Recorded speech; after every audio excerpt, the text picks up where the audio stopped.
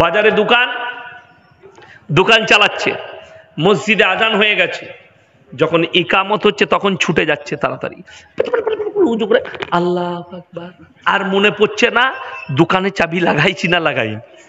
নামাজটা কত সুন্দর হবে, নামাজ আর দোকান একসাথে মিশে গেল। কি বলেন? অনেকজন তো দাঁড়িয়ে দাঁড়িয়ে সূরা ফাতিহা পড়ে না, টাকা গুনে, আজকে বেশ ভালো বিক্রি বাটা হলো না, দু চারটা কাপড় বেশি বেচলে ভালো হতো। ফেরেশতারা বলবে আল্লাহ ও কাপড় গুনছে, নামাজ পড়ে নাই। এই তো নামাজের হাল। কেন? আমার নবী বিশ্ব নবী বললেন ফাইন্নাহু ইয়ারাক, তোমরা যখন নামাজে দাঁড়াবে মনে মনে ভাববে আমি আল্লাহকে দেখতে পাই বা না পাই, আমার আল্লাহ আমাকে অবশ্যই দেখছেন। এটা মনে মনে ভাবলে নামাজের মধ্যে মনোযোগ আসবে। তবে নামাজ তো আপনার পাইকিরি, আপনি মনে করেছেন নামাজে, শুনেলেন পৃথিবীর সমস্ত হাজত সেরে নামাজ পড়ুক, আপনি আসরের নামাজ পড়তে ঢুকছেন, হালকা পায়খানা লেগেছে, আপনি মনে মনে করলেন আগে নামাজটা পড়িলি তারপরে পায়খানা করব, দিয়ে 4 রাকাতে ইমাম সাহেব যখন দাঁড়িয়েছে 3 রাকাতে, তখন একে জোরে লেগে গেছে, তখন দাঁড়িয়ে খালি এরকম এরকম করছে, কতক্ষণে শেষ হয়? নামাজ আর পায়খানা একসাথে মিশে গেল তো। এটাই ইসলাম নিষেধ করেছে, হাজত সেরে নাও তারপরে নামাজে দাঁড়াও। পৃথিবীর হাজত রাখো না, পেছনে সব ফেলে দাও, হাজত শেষ করে নাও।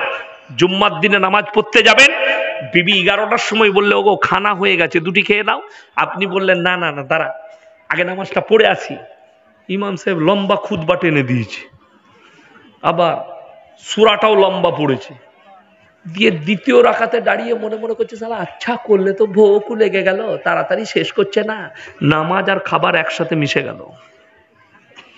এটাই ইসলাম নিষেধ করেছে। তুমি হাজত মিটিয়ে নাও, খাবারের প্রয়োজন একটু নাস্তা করে নাও, একটু খেয়ে নাও, যাতে পেটের হাজত না থাকে, পায়খানা প্রস্রাব থাকলে করে নাও, যেন সেই হাজতটা না থাকে।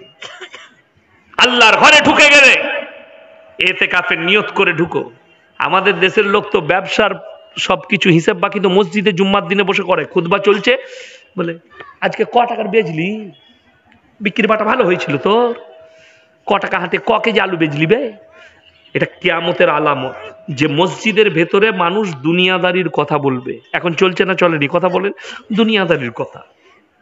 আমি এটাই বুঝাচ্ছি। যদি বলেন মসজিদ কি, যারা মক্কা মদিনা গেছেন তাদেরকে জিজ্ঞেস করুন, সেখানে লোককে ডাক দিতে হয় না, ডাক দিতে হয় আজান শেষ, সব লোক দোকান পড়ে আছে, ছেড়ে ছেড়ে দোকান খোলাই আছে, তারা চলে যাচ্ছে, সব উজু করে মসজিদে ঢুকে গেল, নামাজ আদায় করবে। কেন?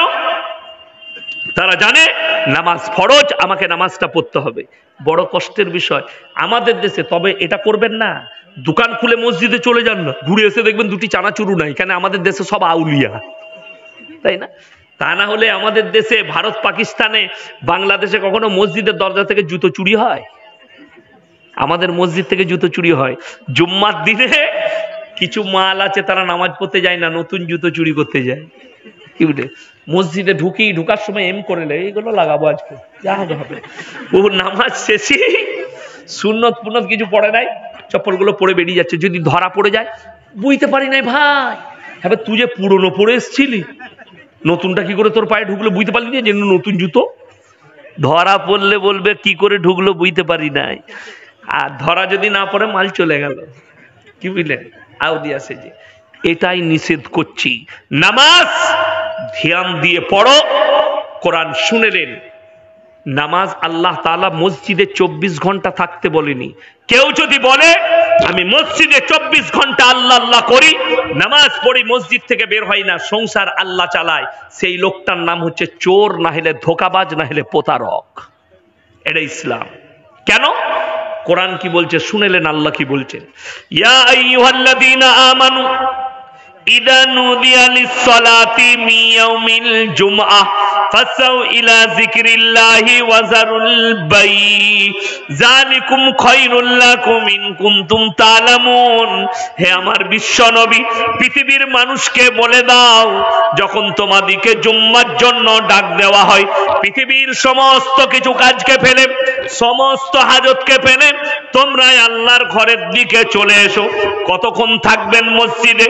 আল্লাহ কোরআনে পরের আয়াতে বললেন, ফাইদা কুদিয়াতিস সালাতু ফান্তাশিরু ফিল আরদি ওয়াবতাগু মিন ফাদলিল্লাহ ওয়াজকুরুল্লাহা কাসীরান লাআল্লাকুম তুফলিহুন। হে আমার বিশ্ব নবী, পৃথিবীর মানুষকে বলো, আবার যখন নামাজ শেষ হয়ে যাবে তোমরা পৃথিবীর বুকে ছড়িয়ে যাও হালাল রুজির সন্ধানে। নামাজ হয়ে গেল, বেরিয়ে যাও। আবার আসরের আজান হলো, ঢুকে যাও। আবার নামাজ হলো, আবার ছড়িয়ে পড়ো হালাল রুজির সন্ধানে। আল্লাহর কাছে বলুন, আজকে মুসলমান শুনেলেন, এটা মাদ্রাসার জলসা। ভারতের কিছু কিছু লোক, অশুভ লোক, তারা স্বপ্ন দেখছে এই মাদ্রাসাগুলো গুঁড়িয়ে দেবো। আল্লাহর কসম করে বলছি, তুমি তো দূরের কথা, তোমার 14 পুরুষ এলেও মাদ্রাসা তো দূরের কথা, কোরআনের একটা জের জবরকে পরিবর্তন করার ক্ষমতা পৃথিবীর কোন শক্তির নাই। জোরে বলুন সুবহানাল্লাহ। আজকে মুসলমান পিছিয়ে কেন? সব থেকে বড় জিনিস হচ্ছে মুসলমানের কাছে দ্বীনি ইলম নাই। প্রত্যেকটা মুসলমান নরনারীর জন্য ফরজ দ্বীনি ইলম হাসিল করা। আজকে আমি বলে দিই, এখানে কয়েক হাজার লোক, কয়েক হাজার মা বোন বসে আছেন, এর মধ্যে 1000 লোক থাকলে 990টা লোক, তাদের মধ্যে কি নাই? দ্বীনি ইলম নেই। হারাম হালালের বিচার জানে না, দ্বীন আর বদ্দীনের বিচার জানে না। চলুন সবাই হাত তুলে বলুন, নামাজ কেউ ছাড়বেন? জোরে বলুন ইনশাল্লাহ। না? সবাই পড়বেন? জোরে বলুন ইনশাল্লাহ। নামাজ কেউ ছাড়বেন না। তৃতীয় নম্বরটা শুনেন, ওয়ায়ুকিমুনাস সালাহ, এবং তারা জানো আমি যে রিজক দান করেছি সেখান থেকে ব্যয় করবে। এটা কোরআন। আমি যে রিজক দান করেছি সেখান থেকে তারা যেন ব্যয় করে। আমার মুসলমান ভাই, আপনি দ্বীনি ইলম না থাকার কারণে হারামটাকে হালাল মনে করেছেন। মুসলমান ছেলেরা কতটা দ্বীনি ইলম হাসিল করেছে শুনেলেন। লরি চালায়, দুটো মুসলিমদের ছেলে ট্রাক চালায়, রায়গঞ্জে হাই রোডে দাঁড়িয়েছে, না হলে মালদার কাছে, ঢুকেই হোটেলে ঢুকি বলছে 2 বোতল মদ দে তো। দুজনা মিলে খেয়ে নিল। তারপরে বলছে ভাই মুরগির গোশ আর রুটি নিয়ে আয়। তো মুরগির গোশ আর রুটিটা এনেছে। যাতে মাতাল হলে কি হবে? তাল তো ঠিক আছে, মুরগিটা জবাই না কাটা ভাই। আমরা মার হারাম করে জুতো করে, প্রথমে মদ খেয়েছিস ওটা আর জিজ্ঞেস করে লাভ আছে? মুসলমানের জন্য শুনেলেন, আপনি যদি দোয়া কবুল করাতে চান আল্লাহর কাছে, সর্বপ্রথম শর্ত হচ্ছে আপনাকে হালাল খাবার খেতে হবে, হালাল রুজি, তবে দোয়া কবুল হবে। তা না হলে আপনার ইবাদতও কবুল হবে না, দোয়াও কবুল হবে না। যদি হারাম খান, মুসলমানরা তো হারাম হালালটাই চিনতে পারেনি। আপনি যদি হোটেলে যান, রায়গঞ্জে বাজারে যান, যদি কোনো রেস্টুরেন্টে খেতে যান, কি জিজ্ঞেস করবেন? দাদা মুরগিটা জবাই না কাটা? করতে হবে না হবে না? এ কথা বলেন, করতে হবে না হবে না? করতে হবে। কেন? আপনার জন্য শর্ত হচ্ছে হালাল খাবার। আপনি এটা বুঝে গেলেন যে আমাকে জবাই করা মাংস খেতে হবে, হালাল খেতে হবে। সকালবেলায় উঠে ইয়াসিন ভাইয়ের বয়ান শুনলেন, বাজারে গেছেন, আরে ইয়াসিন ভাই বলে গেছে তো জবাই করা মাংস দিতে আমাকে 1.5 কিলো, কিন্তু টাকাটা আবার সুদের, সেই একই মাল দাঁড়িয়ে গেল। কথাটা বুঝতে পেরেছেন না পারেননি? টাকাটা সুদের, একই মাল দাঁড়িয়ে গেল। কোরআন বলছে ওয়াহাল্লাল্লাহুল বাইয়া ওয়া হাররামার রিবা। আমার আল্লাহ বক্রতা রাখেননি, আমার আল্লাহ স্পষ্ট করেছেন ব্যবসাকে হালাল করেছি, সুদকে হারাম করেছি। আল্লাহ বলেছেন কোরআনে সুদ হারাম, ব্যবসা হালাল। কেউ যদি 1 টাকা সুদ খায়, নিজের মায়ের সঙ্গে 36 বার ব্যভিচার করার সমান গুনাহ হবে, নাউজুবিল্লাহ বলে। যারা করেন, যারা খান, তারা ইস্তেগফার করে যাবেন, তা না হলে আল্লাহর কাছে হিসাব দিতে পারবেন না, আল্লাহর কাছে দাঁড়াতে পারবেন না, কিয়ামতের দিনে জান্নাতের খুশবু পর্যন্ত পাবেন না। তৃতীয় নম্বর গেল। চতুর্থ নম্বর, ওয়াল্লাযীনা ইউমিনুনা বিমা উনজিলা ইলাইকা ওয়া মা উনজিলা মিন ক্বাবলিক। হে আমার নবী বলে দাও, আর যতগুলো নবী পয়গম্বর পাঠিয়েছি এদের উপরে এরা যেন দিনীয় বিশ্বাস রাখে। লাস্ট হচ্ছে ওয়াবিল আখিরাতি হুম ইউকিনুন। এবং পরকালের ওপরে এরা যেন দৃঢ় বিশ্বাস রাখে। প্রশ্নের উত্তর হবে না। ওয়াবিল আখিরাতি হুম ইউকিনুন, এরা যেন পরকালের উপরে দৃঢ় বিশ্বাস রাখে। তাহলে কি হবে? আল্লাহ কোরআনে বললেন, উলাইকা আলা হুদাম মির রাব্বিহিম, তারাই একমাত্র হিদায়াতের উপরে আছে। ওয়া উলাইকা হুমুল মুফলিহুন, আর তারাই একমাত্র কামিয়াব হবে। পরের আয়াতে আল্লাহ ডেঞ্জার কথা বললেন। যারা ভাবছেন না যে মলনার কথায় মানুষ হিদায়াত পেয়ে যাবে, ভুল কথা।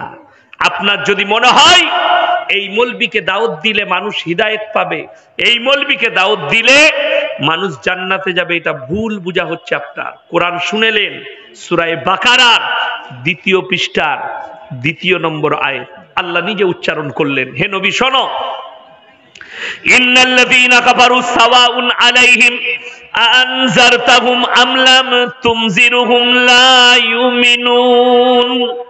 এটা কোরআন।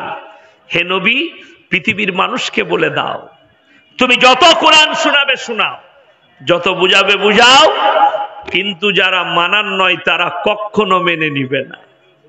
যারা মানার নয় তারা কখনো মেনে নিবে না। আমার আল্লাহ কোরআনে বললেন, নবীজি বললেন, ওগো আল্লাহ, কেন তারা আমার কথা আপনার কথা মানবে না?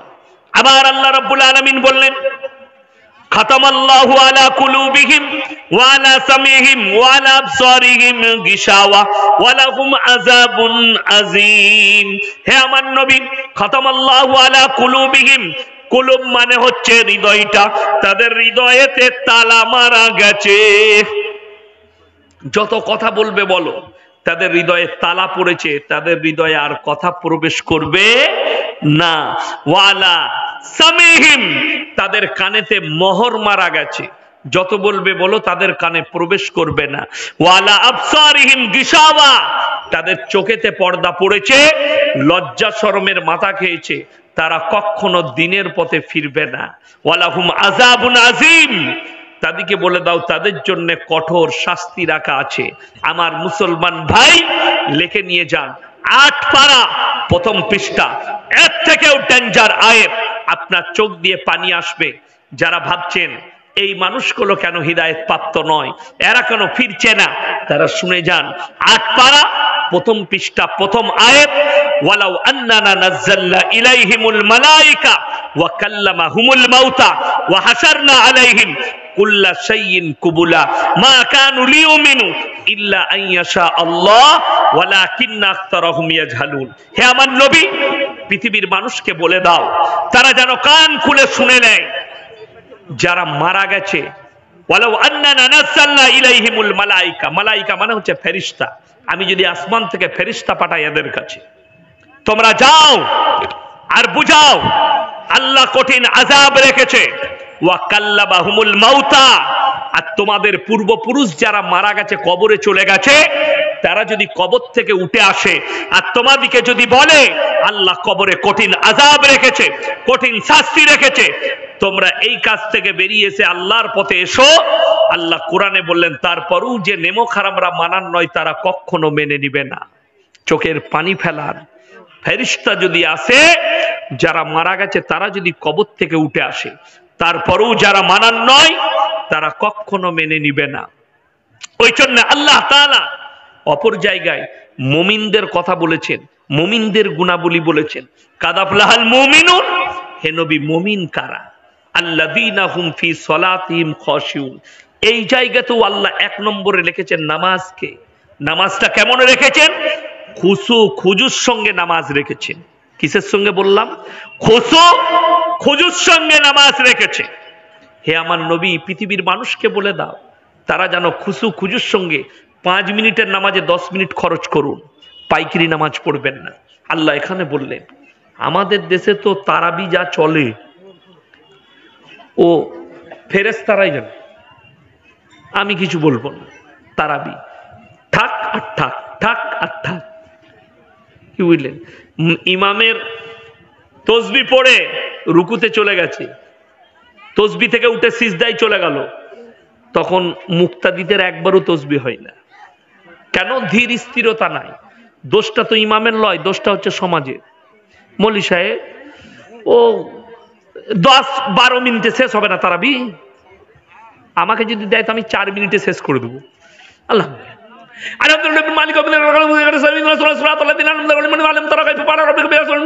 আল্লাহ 8 মিনিট 10 মিনিটে সব শেষ করে দেবো। কিন্তু কেউ বুঝতে পারবেন না মাল পড়ছে কোথায়, কি বুঝলেন? বড় কষ্ট লাগে।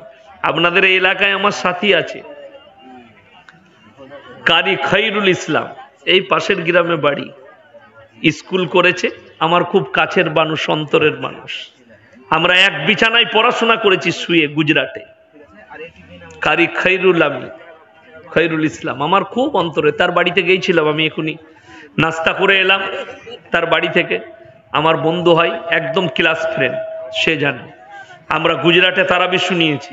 আলহামদুলিল্লাহি রাব্বিল আলামিন الرحمن الرحيم مالك يوم الدين إياك نعبد وإياك نستعين اهدنا الصراط المستقيم صراط الذين أنعمت عليهم غير المغضوب عليهم ولا الضالين।